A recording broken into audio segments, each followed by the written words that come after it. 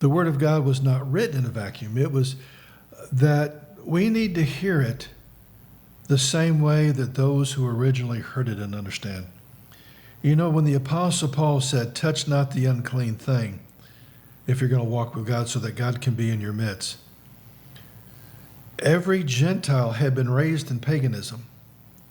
They understood the mystery religions. They understood what their holidays were. They understood what those ways were and how that you worship those gods. They had a clear delineation of what that was. And the Apostle Paul told the Gentiles, don't touch those things. Anything the Word of God declares as unclean, you set it aside and you begin embracing that which is clean, which is of the kingdom. Because when we get into where the prophecy is really hitting the fan, what's going to save you is the manifested presence of God. That God is in the camp, that God is in your home, that God is in this ministry. And to do that, he's not going to go where there's any unclean thing.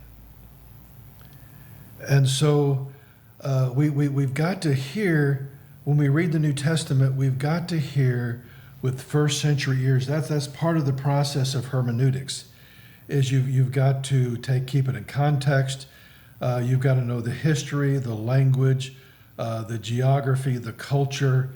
You've got to pull it all in. We can't read the Word of God like it was being written today by American standards.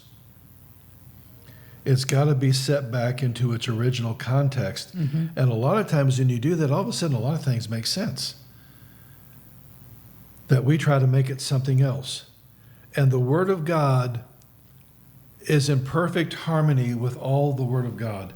God introduces things at the beginning of the book, and from then definitions expand. They're never chopped off and a new definition is employed. When you do that, it's called the spirit of error.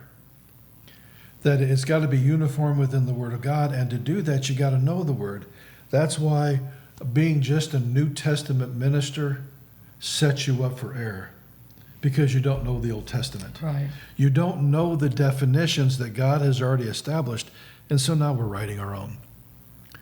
And so a proper theology, or what the Apostle Paul would call doctrine, is here is how you walk with God in a sinful world. Here is how you walk with God in a paganized world, and this is how you do not get contaminated by the paganism, but you're bringing salt and light to show another way to those caught in darkness.